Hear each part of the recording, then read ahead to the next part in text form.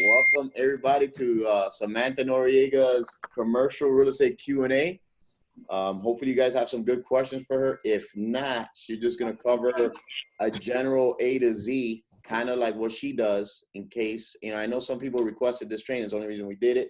And I love Sam to do it just because, she's the leader of it. She has access to CoStar.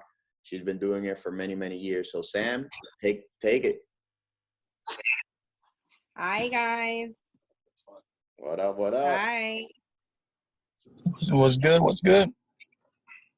All right, so give me a Q&A. So basically, you guys have the option to just ask me any question you want, and I'll go ahead and help you and guide you.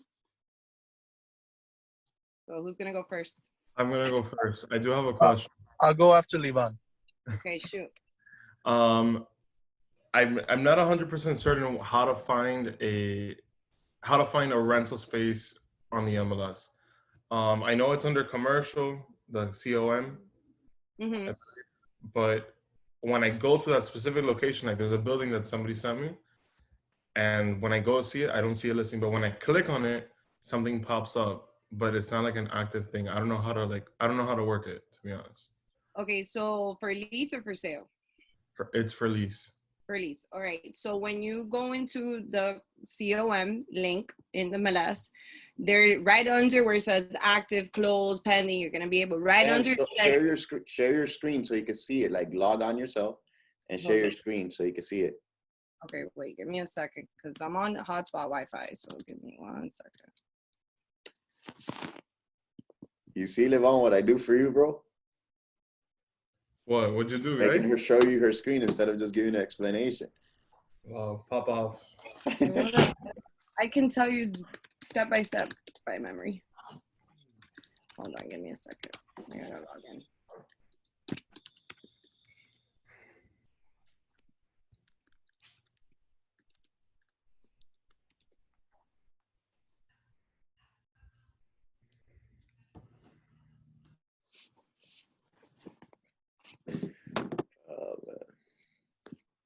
Sorry, guys. I'm on hotspot. Take your time. Take your time, Sam. You gotta give me a little break here.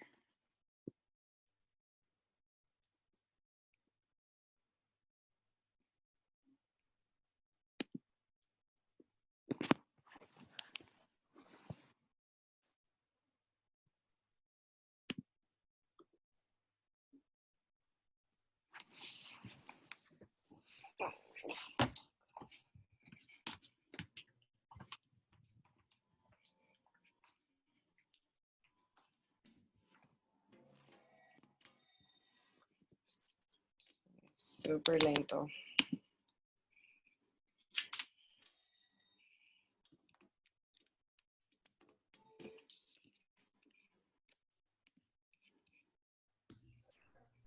Sam, ya te mudaste. Stop it. Stop asking me those questions, please. This thing is super slow. I'd rather tell him it's fine. I don't have a problem detailing the situation. Some people, you might say it, you might hear it, but without visually seeing it, it's hard. It's hard to remember things. If you could try to like share your screen, the little green. Oh, it's loading. I mean, I did the last training I did where I did the MLS training and we recorded it. Like how to use it and stuff. It's loading and it's taking a very long time. Sam. Go shoot. While you get that up and loaded, my question was specifically for warehouse spaces. Okay. And maybe like retail spots, not so much multifamilies and stuff like that, because I'm good with that. But with warehouse spaces and things like that, like retail for purchase specifically, how would I run comps? I know CoStar might have some tools, but if it's just on pen and paper looking at past sales, how would I run comps on warehouse spaces? So the best way to run comps, and I was just having this conversation with Riza the other day, it's still the best way is the old school way, which is basically going to the actual property records, okay, putting in the address, then it's going to give you an option that says comparables on the tax roll. Okay. Then from there, it's going to give you a list, and it starts in, I think it's a quarter of a mile, then half a mile, then a whole mile. Try to stick to, first start in half. If you don't find anything, keep going bigger and bigger. You're not going to do 6 months. Chances are you might find 1 or 2. You're going to do it for a year. Commercial comparables can go up to a year. Okay. Okay. And then divide whatever it's sold for, you divide by the square footage. And that's the price per square foot times whatever your square footage is. And that's pretty much what, and it's still that way. Like even with CoStar, believe it or not, yeah, it's great. You can see pictures and stuff. But actually I was talking to Riza, like we've run into things that are not done properly on CoStar comparables. Yeah. So it might just benefit. Also, the MLS lately, like agents have been listing a lot of commercial there and stuff. So you could get lucky and get one from the MLS too. Yeah, from my experience, MLS is people don't know how to list the commercial listings on the MLS. So you might find it in the commercial, you might find it in business opportunities. It's like spread all over. So I'm sticking to like LoopNet and CoStar because those seem to be the most reliable right now, at least. Yeah, but more reliable is the property search, the property records. Yeah. Okay. That's definitely more reliable. All right, so I can share a screen now. Let me. Thank you. You're welcome. Let me do this now. Share screen. There, I just gave you the option to share screen so Levon could get his question. Okay, so share screen and then, okay, I can pick what screen. Okay, perfect, share. Okay, do you guys see it? Yes, everyone see it, hopefully.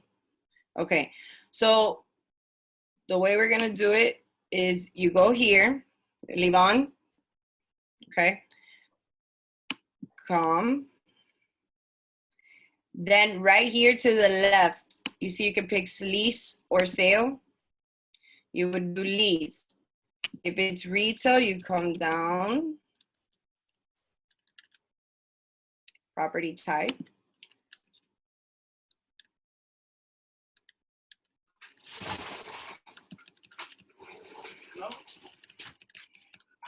Okay, right here. So retail space. You guys see it? Yeah. Okay.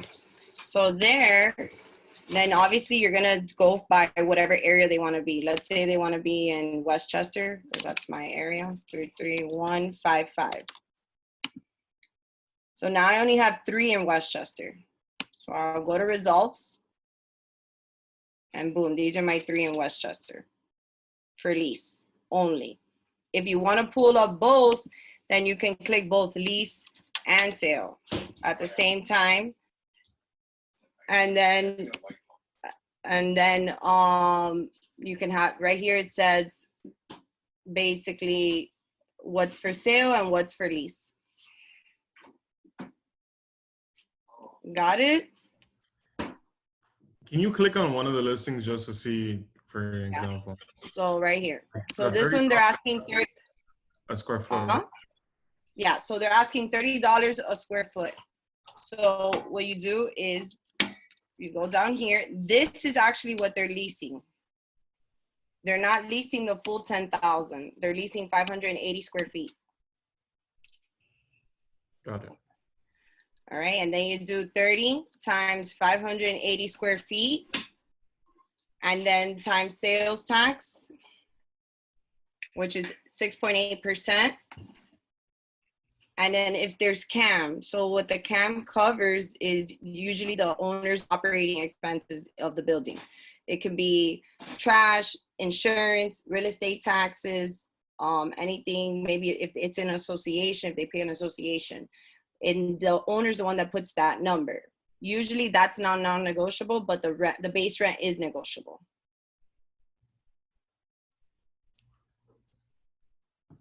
Okay. Move on. Yeah, got it. Okay, perfect. Anybody else? Yeah, I Yes. have a few questions. Sure. Shoot. Somebody else said yes. Sounded like a girl, so let her go first. Oh, okay. Thank you. What So a gentleman Noel is, I must say. What a gentleman. He's so nice. I think I already spoke with you, Sam. So for example, I do have a comp in the same complex or warehouse complex at 590, but that would Yes. put my square footage around 280. Everything that's in that area is selling for 180 to $200 a square feet. So I understand that my warehouse is completely renovated and everything, but what is a normal like difference in price per square feet if it's something like that? Because $80, it's a lot. Well, it really depends on like what I told you the other day is in the improvements. You know, if a landlord or owner improves the space, like puts in brand new AC units, puts in new flooring, it's like decked out, they're gonna want the highest in value, you know. If it's just like a plain little square warehouse and there's nothing there, there's no AC or there's no AC in the warehouse, then the value obviously is gonna change, you know, just because there's no actual improvements in the unit. Yeah, but mine is completely renovated, AC at the back, completely remodeled. It's like an office. So the warehouse was converted into a whole office. So I understand that maybe it can like elevate the value to maybe like $30 per square footage more, but 80, do you think that's like worth it or not? I mean, what's killing you is in there is the actual one that's sold, and they're gonna use that comp. That's not a comp that's gonna just go away. That's the first one that they're gonna use. So yeah, there might be a bunch in the area for 180, 200. They'll add to it, but the primary one is the one that's sold in there. They're gonna use that one, and they're gonna run with that one for a lot of the adjustments, believe it or not, because they already have one in the same complex. So that's what grows that complex, basically, like that section. I can give you an example. Like I sold 5 warehouses back at the end of 2017.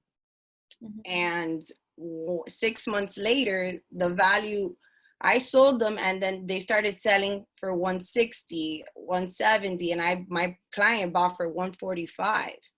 I'm the one that broke the ice there because everything was selling at like, let's say $100 a square foot. And now all of a sudden I broke the ice and everyone bought, and then the appraisals are all using the comparables, like what I have sold in there.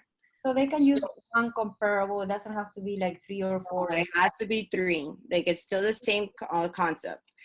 But they could shift. They can use income as a comparable too. Like, oh, how much if they can't find a sale to match it, they'll find out, okay, what are they leasing? They calculate, you know, what are the nets, what are they leasing at, and they create a value using the cap rates and stuff like that.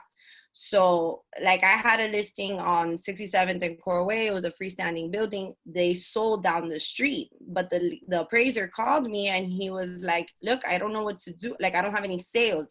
How much did you lease that space for? So he used what I leased for as a comp. Like he created his value based on what I leased the property for. It's a little bit more tricky. Is there any way that I can calculate that with using the lease? I personally never done it, to be bluntly honest with you. I don't want to lie to you. I rather you do some homework, talk to a commercial appraiser or someone that can help you figure out that formula, because I personally never done it like that. I kind of know how to do it for what's this called, multifamilies. So I don't know if you use the same cap, like a 6 or 7 cap, if you're talking about warehouses. Yeah, cap rate is across the board for commercial. Across the board. Yeah. Okay. So last night I actually put some notes together to teach you guys a little bit. Like, if you want to calculate the NOI, of the property, which is the net operating Sam, income. you could you hit in the share screen thing. No, but this is me typing. There's nothing to share. Oh, Like I know. You can make a whiteboard, so you could like kind of like look like this. For example, I could go like 91 divided by, or you don't think that you don't need that? No, I don't need that. I'm gonna give you guys the formula Right. and just write it down, and the formula is gonna help you with anything. So you have to figure out what the net operating expenses are of the properties. You basically put together the total revenue, all the total income that's coming into that property, minus the operating expenses that you're gonna get from your client, and that becomes the NOI. Okay, the net operating income. If you want to figure out the cap rate of each property, if you have a client that's like, I only want a 7%, I only want a 5% cap rate, you can do the NOI divided by the purchase price that they're asking, and that's their cap rate. Or vice versa. You can, if you want to figure out the price, you do the cap rate times the NOI, which equals your price. Yeah, so along those same lines, if you get the NOI and you divide it by whatever percentage, so let's say you want a 6% cap, you get the NOI divided by, let's say, a 6% cap, 0.06, that will give you what price you should be purchasing at. Correct. So if you see, let's say, that one comp, you could find, okay, well, that one comp sold at a 6.25% cap, but everything else has been leased. Then we will say, okay, well, the cap rate in that area is 6.25%. So you'll get the NOI. Let's say they leased for, X amount, and you get an operating expenses, you should say like maybe 70% net. Then you could just divide that by the 6.25% cap that is in the area, and then you'll get the price that you should be paying for that property or that unit or whatever.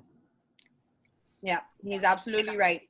So if you guys got that, it's really good. I mean, it can help you figure things out. Definitely, like nowadays, and sometimes it's like I know it's a little trick, but if the cap rate doesn't look good, you do it by the dollar amount, and sometimes you can get the sale just by the dollar amount.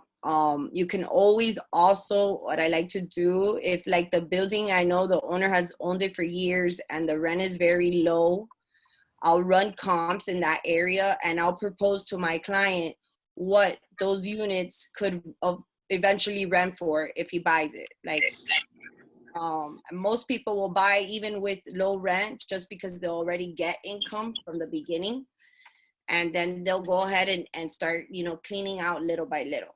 That's another way you can propose those buildings or those warehouses. Those are like the best when you have like those tough clients. Okay. What else did I want? I want to also talk to you guys a little bit about the 1031 exchange, because it's probably something you might be crossing sooner than later. So, obviously we're going through a situation with the economy, and, people are going to start selling their properties, their commercial properties. They're going to make money on their profits because they've owned the property for so long, and they're going to get hit with taxes. You can always propose, if your client, is like, oh, I don't know if I want to sell, listen, you can grab that money and do a 1031 exchange. Okay, what does that do? It defers the taxes. They have to hold the property for 2 years, and they won't get hit with the taxes on the capital gains. So, and the way that works is they they put the property under contract. They have 45 days to find the property, or find at least 10 properties, make a document, you put them on a list, then they have 180 days to close on whatever properties they want to close. In the 45 days, whatever they put on that list, they have to close on one of those properties. Anything after, if you find a property on the 46th day and you already submitted that form, then they can't work with that property no matter what. It has to be the properties that is listed and given to the department that handles the 1031 exchange documents. For example, if a client sells a commercial property, can they use a 1041 exchange for residential? If they sell a commercial property, if they use a 1031 exchange, they would have to buy another commercial property. We cannot use it for residential. If they sell a residential property, they can use it for commercial property. Oh, okay.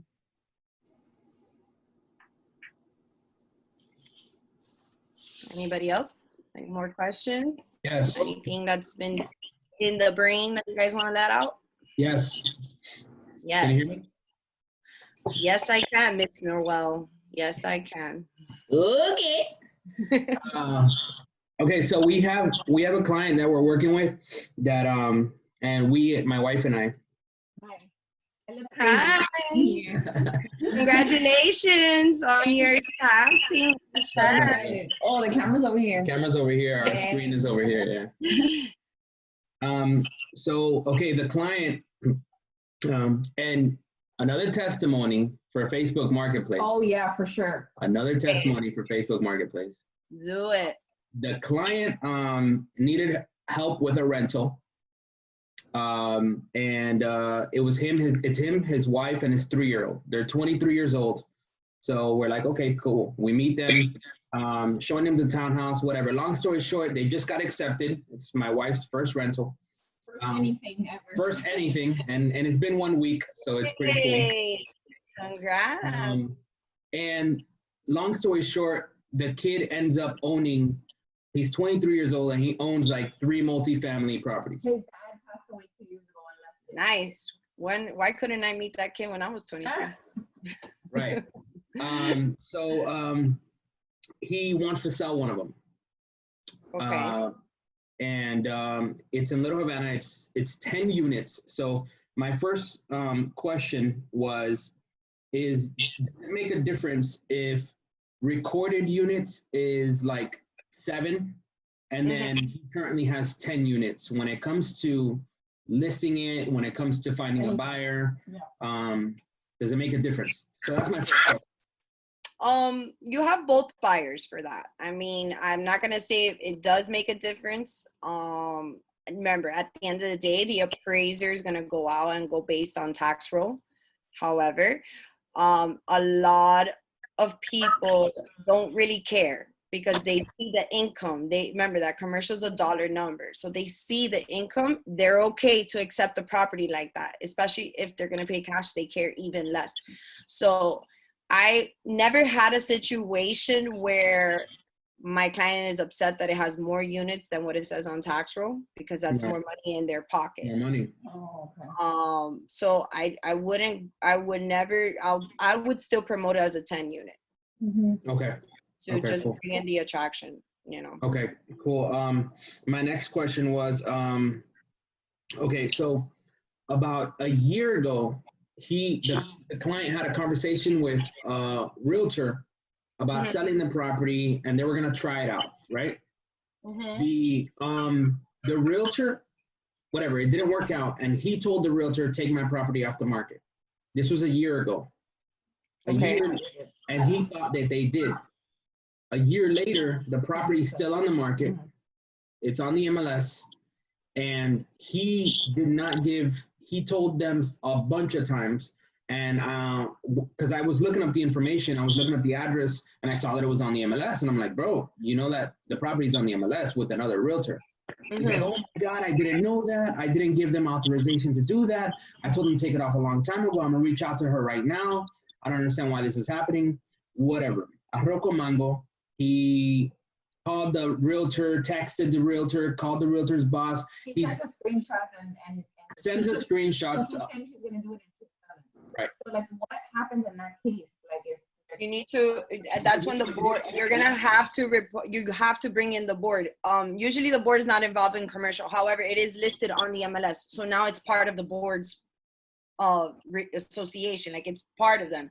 So you need to reach out, write an email to the board with the owner on CC and tell them the owner has been trying to reach this brokerage. They need to remove this listing. He doesn't have anything signed with them, so that they get involved and they start finding him. Because at the end of the day, he has it listed on the MLS, which is part of the board. If he wouldn't have had it listed on the MLS, I would have told you were gonna have to go show up to that office and knock down that broker. Like, but he has it listed, so at this point we can involve the broker, the MLS, on the association. Okay, so write an email to the association, including the owner. And correct. Just you and the owner. Write directly to the board. My client, that realtor that currently has it listed, to know that he's trying to give us the listing. it doesn't matter. If your client doesn't want to work with him, No. then you have your foot is on the you're the one in charge right now. So listen, Mr. Seller, I'm going to work on this. I'm going to send an email to the board. I'm going to make sure we get this property removed so that I can step in and I can make sure that your property gets sold. Got it. This is what we're doing. And when you write to the board, you tell them, listen, I'm in the I have a listing agreement signed, even though you may not have it signed just yet, but let him know you're going to say that. I have a listing agreement signed. I need this property removed from the MLS. And they're going to reach out to that broker, and they're going to, if they don't take it off, they're going to start sending the fine letters. And they do it pretty fast. The board will do it if they don't have Super to. fast. Super. Oh, really? Okay. Can he sign a listing agreement with us if that property is still active with another realtor? Yes, he can still sign the agreement. If he has nothing signed with that guy, he can still sign the agreement. You probably would be beneficial if you have the agreement and you even send it to the board. That's even like more of a push. Oh, that's beautiful. I have one last question. Oh my God. What is that? At the airport. Somebody's at the airport? That's Livon's private jet, guys. Oh, Livon's jet. The helicopter's there to pick them up. Okay, so obviously the guy wants to give us a listing. What type of questions should we be asking our client to be able to get the listing? Like, So then, because it's commercial, you know, it's, what do I need from the client? so ask for the rent roll for sure. That's super important. Okay, what if he just knows, but he doesn't have anything? Create an Excel sheet. Unit 1 through 10. Rent, X amount of dollars, month to month, or a contract. That's it. Create the Excel sheet yourself. I do it all the time for my clients. I just create it. I go unit 1, 2. If it has numbers, then obviously, like if it's 101, 102, then obviously use that. But if not, I go unit 1, 2, and 3. Create the rent roll. Then on a separate sheet, if he doesn't have anything written down, start asking him, how much do you have separate water meters? Do you have separate electricity? How much are you paying for water? How much are you paying for garbage? Do you have insurance? How much is the insurance? You can look up the taxes yourself. Lawn service, multifamily lawn Anything that they pay for. Huh? Anything that they pay for. Exactly. Management company. Sometimes they have management companies. Yeah, Ask them what are they paying annually for their management company or monthly. Okay. Put the papers together for these people if it comes down to that. You can a spreadsheet on Excel works out fine as long as they're figures. At the end of the day, like this is what it is and this is what we can do. Once you get those figures, do a second analysis on the property on if it could be rented for more or are they at the top, because that's going to help you like with the new buyers that are coming for these properties. Yeah.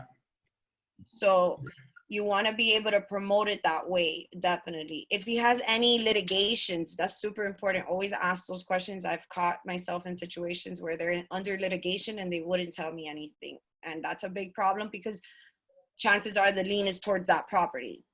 Okay. You know? So those are important, definitely important little tactics. Okay, perfect. Answered all my questions. Thank you. You're welcome.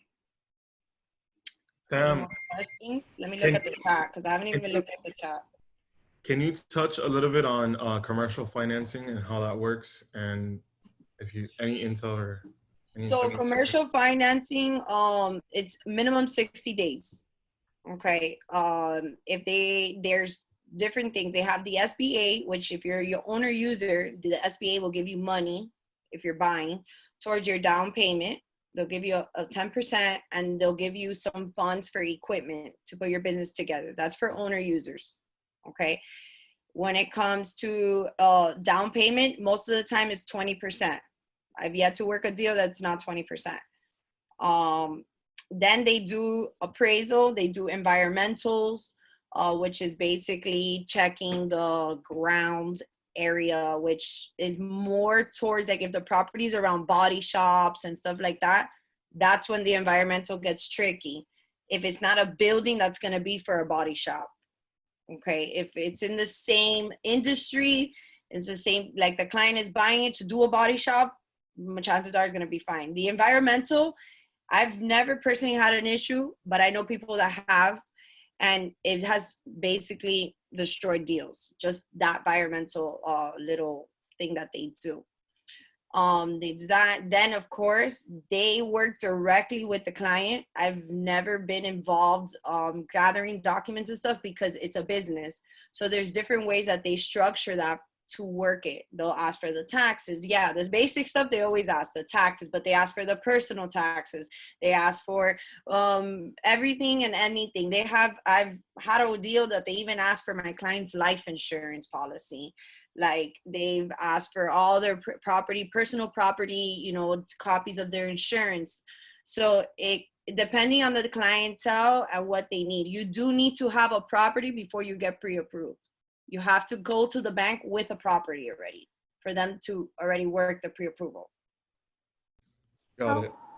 How many days we should ask for appraisal contingency, and how much is the appraisal? Like give it or take? I know it depends on Appraisal for commercial is over $750. I've had clients been charged $1,200. That's the most I've ever seen it. The least I've ever seen is $750 for the warehouses that I did. Those appraisals can take 30 days. The bank is the one that requests it. So if the bank is gathering the documents from the client and they still don't see that there's okay, this could work, they're not going to order the appraisal. They're going to order the appraisal once they have all the documentation and make sure that it's going to work out. But the appraisal, the turnaround time is 10 days. But it's at the end of the day, again, I've had situations that I've been waiting for appraisal for 2 weeks. And I don't know, you know, I'm not the lender, so I don't know if he requested it late. He would tell me yes, but it took 2 weeks for the appraiser to just get out there.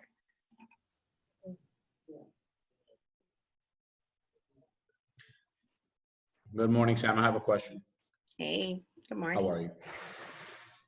Regarding environmental, I have one now that you and I talked about where they're going to be storing the containers for shipping. It's for a shipper that I'm working for. Right.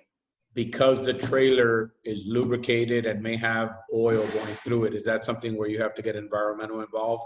And then the second part to that question is, how long does DERM or the environmental, the EPA or whatever, how long can that take? That can take a while. I waited 30 days for my last environmental request, and it was the last one. Like I had already the appraisal, I had everything, and I was, no, excuse my language, but taking a shit because I was like literally surrounded by everything, and my client was like a flower house, and I was surrounded by all types of businesses, and the environmental went through. So I've had situations where it falls apart, but then I have like this random situation that it went through because it was in the middle of the round, and they have good streets, they have good, you know, asphalt, and it went through. So it's very hard to determine that, like if it's going to go through or not. It's very hard. Usually they'll call you before, they ask you a bunch of questions, they make you fill out a document, you submit it, then they go out. And you think it's on a case-by-case basis, obviously, from what you're saying? Yeah, definitely case-by-case basis. Definitely. All about locations, all about, you know, what bank you're working with is another thing. I worked with Citibank and I worked with TD Bank. Those two banks are what I've worked with. Those are the two that you prefer the most? TD Bank, and what's the first one you said? And it's Citibank. TD Bank is good. And I have my banking, like my business banking is with First Bank of Puerto Rico. And I've noticed more and more, they're funding for a lot of commercial projects. Like if you drive around, you'll notice the signs provided by First Bank. So I know that they have really good rates. I've never personally worked with them, but I do know, like, I know the bank because I have my bank there. And I do know that they're very out there lately. Like over there by Tamiami, they're there. They're all over. So I know that they're funding very well, and I'm sure they're giving really good interest rates to be able to get these projects. Thank you. You're welcome. I have a quick question, Sam. So even if it's for lease or for sale, is there any way that we can verify that our client is going to be able to open that specific type of business in that property without calling the county? Yes, if it's in an association, well, it depends, because if it's a freestanding building, you have to ask the county. You have to ask the city. If it's in a warehouse association and there's a management, you can ask if that use is allowed directly to them, and that's it. If most businesses are going to require for them to get a CO, which is a certificate of occupancy. If it's not, like, if you're leasing a professional office and you're inside a building, they probably won't ask for that. But if you're a warehouse and you're trying to do a karate, karate club, they're gonna ask you to get a CO. Anything like martial arts and anything that's physical, they're gonna ask you. Gyms, like personal, anything that's physical body, anything that has chemicals is very, very, very difficult too. A lot of associations don't like chemicals or body shops. If you ever get a client that needs a body shop, and you know someone that works heavy in the body shop industry, like in the real estate part of it, send them to the client, send them to the other agent, and just collect your referral, because it's a hassle to find warehouses that accept body shops. It's very difficult. Now, don't get me wrong, if you get a body shop that wants $7,000, $8,000 a month, you're good. You're going to be able to find something by Westchester, by Medley. You're going to be able to find something because they're bigger spaces. They don't move as quickly. But if they want like oh no, it's just me and my brother, we want to open up a body shop, if you know someone, give it away. I till dates do that. Like, I've already learned my lesson with that. It's very time consuming. So if you don't know exactly what warehouses, and always keep your mind open though. Like when I say that, is like when you're talking to people or you go to a warehouse and you show and you see that there's a body shop there, write that down, keep it in mind, because those clients, they come every day and they can't find anything, but then you have the knowledge of where to stick them and you can work them and you don't have to give it away. But if you don't have the knowledge, it's going to be very difficult. You have to sit and call every single agent, ask them if they allow that type of use in that community to be able to work it. And it's going to be time consuming. I probably leased out one body shop in my entire life. Medical. So technically it's not medical, it's like a therapy type of business. So it's physical therapy or speech therapy? Speech and behavioral therapies for kids. Yeah. So that's that you can get away with office buildings and stuff. Like, always stick to the medical buildings if you can. If you can find something that's already used medical, it's going to be a lot smoother. Professional office is gonna, if it has the use of professional office, I suggest just call and find out, listen, would this be appropriate? Like, can we do this here? It's a warehouse. They're looking for a warehouse, but inside of that building, because they need space for the kids to work and walk, and I think do like physical therapy with them. But at that building, there is also another medical facility that does like another type of thing.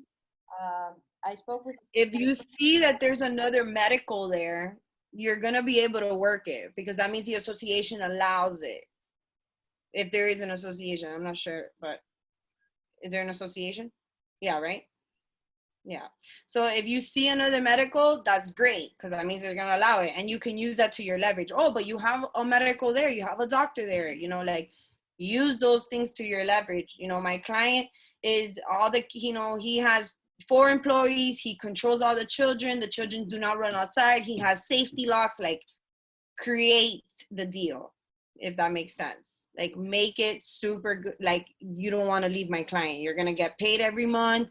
They have everything under control. They have all their compliance under control. So you gotta sell the business. You're still selling the business. You're selling the business. You're still trying to show how great my client is and how successful my client's business is. And what about commercial lease agreements that they look like Chinese to me? So You need. I tell everyone I read them, and like even me, I Google Google's my best friend. Okay, so I Google everything and words that I have no idea what they mean. But I always tell your client, do you have an attorney?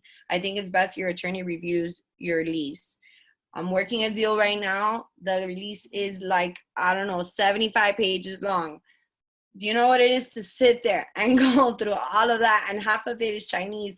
You know, the attorney is in the client's perspective, like, and you as an agent, like the attorney's going to overtake you guys, like no matter what. So if the attorney messes up, that wasn't on you. That's your client's attorney. He has an attorney for his business. Use him.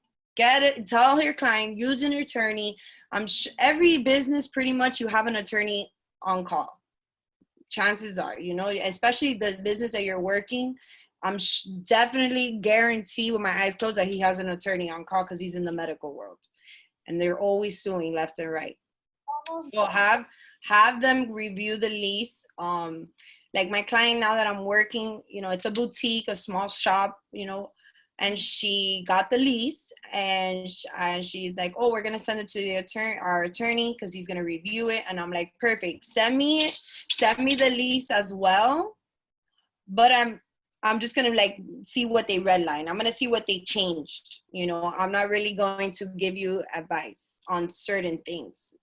So the attorney will come in and do that. You know, let them pay for their attorney. Don't take the liability. I take the liability all the time for lifestyle, and you know, me and George, when it's time to do deals, it never works out. Specifically being done by an attorney. So I know that when an attorney is involved, it's usually way more complicated to understand. So I don't want to be the responsible after they sign and everything. Trust me, it hits you. It comes back to you. I did a lease for Miracle Leaf, if you guys know who they are. And what do they sell? They sell CBD products and CBD license. Their product line, I guess. You know, I don't know. So I like alcohol, so we're good. So anyways, but that lease, I knew the realtor, the listing agent, and he's like, look, he literally told me, he goes, make sure your client gets his attorney and reviews that lease. Like, and sure enough, that lease was a disaster. Like, it was back and forth, AC maintenance, this, that. Like, it's so many little things, and you want your name clear. Like, you want to keep the relationship of your client. You want to keep helping them find properties. So don't put yourself in a situation where you're not the attorney. You barely know the verbiage. Like, you're just stuck. Even if you have to go out of your way and find an attorney. Like, I've done that. I've got my attorney, and I told her, I'll pay you $250, whatever you want, but I need you to review this lease because I'm gonna make whatever $10,000 off of it. So if like, what are you saying? You have an attorney that you could recommend for real estate commercial? Yeah, I have attorneys. I have a couple, so we can work with her. That's not a problem. She's super nice.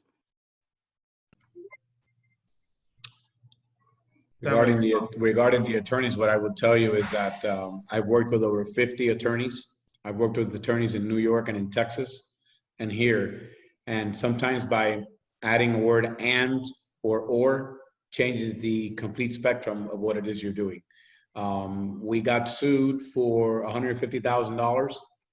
And because we had the word or in there, we were able to win the lawsuit, and they had to pay my attorney fees.